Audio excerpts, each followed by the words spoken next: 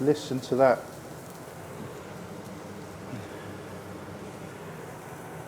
It's perfect. Barbecue any time of the year with one of these Wolf range cookers.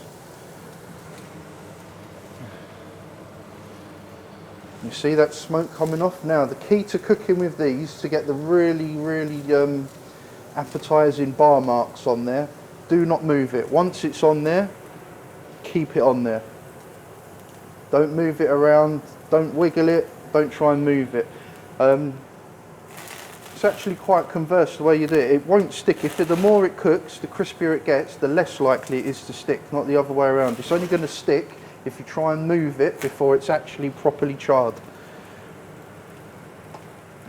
I'm just going to see if there are some really amazing bar marks on there from that griddle. Oh, look at that.